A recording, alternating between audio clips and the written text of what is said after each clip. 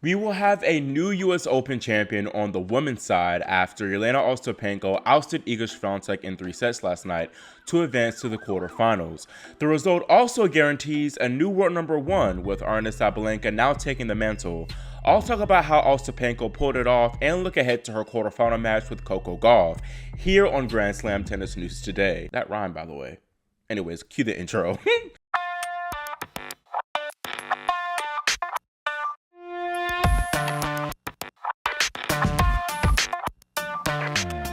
Hey, I'm Christian Bassnight, and you're watching Grand Slam Tennis News Today. We knew that Jelena Ostapenko had a solid shot at taking down the world number 1 Iga as she won their last 3 meetings heading into this encounter.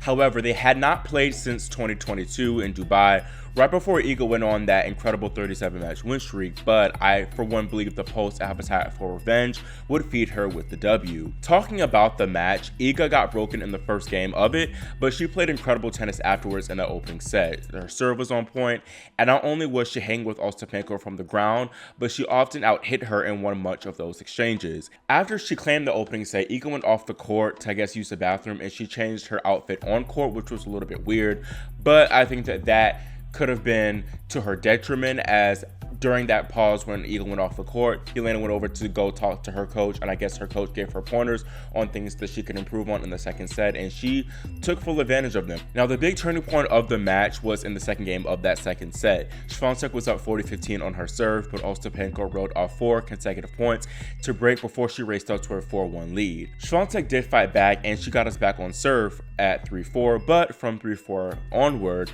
the Pole actually would not hold serve for the rest of the match. Iga's first serve points won dropped from an average of 69% in the first 2 sets to 23 in the decider. This was a combination, I feel, of the wheels falling off for Swiatek and Ostapenko playing lights out tennis. And now at some points, it looked like all Ostapenko needed to do was hit the ball behind the service lines and Iga would miss.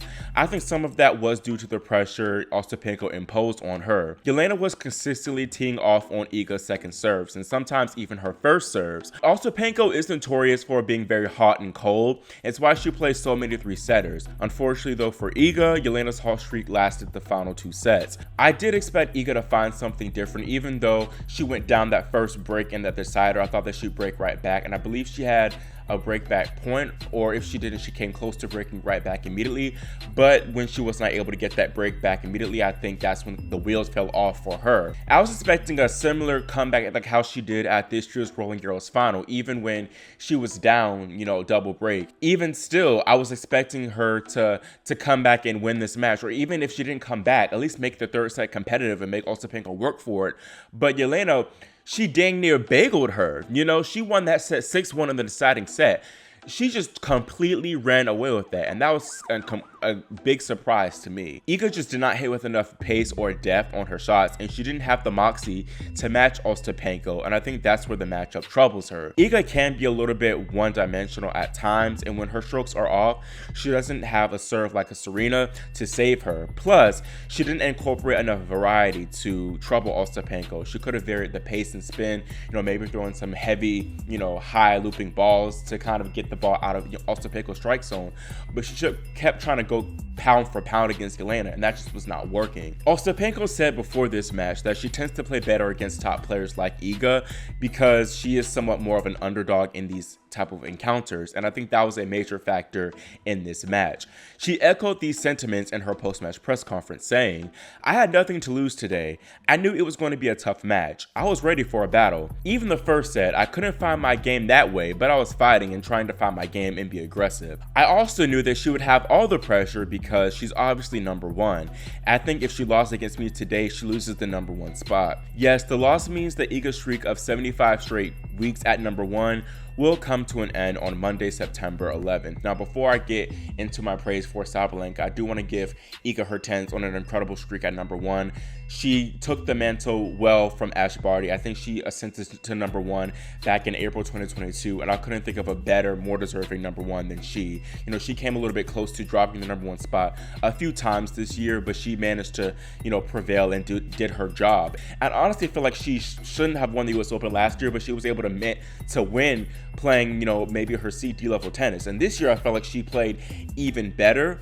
But I think the thing is that Players like an Ostapenko, like Rybakina, like Sabalenka have elevated their games this season and have really taken it to her whenever they have played her. And I think that's been the big difference. And I think that will only light a bigger fire underneath Swiatek to, improve, really grind in the offseason for 2024, so that she has the Olympics too on clay, so that'll be even more of an incentive for her to get back to her dominant ways. She's only 22 years old, by the way, so all just incredible.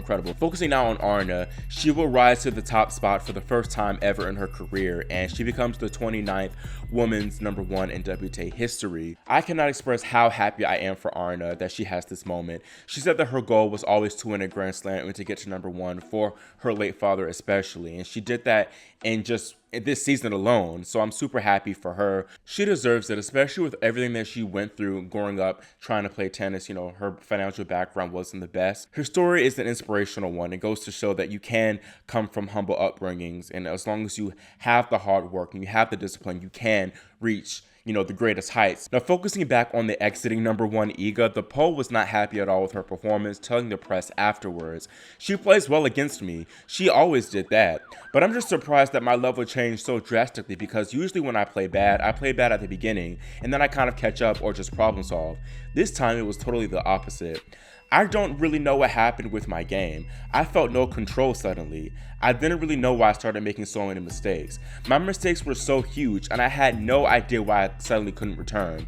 I'm a good returner. I was focusing on the same things as in the first set, I think the same things overall when my game is working." Not gonna lie, Iga definitely sounds a little bit salty, and she didn't really give Ostapenko a whole lot of credit for things that she did to disrupt Swiatek's game. Maybe that's why the handshake was kind of cold, but you could tell that Swiatek was seething to now be 0-4 against Jelena, understandably so.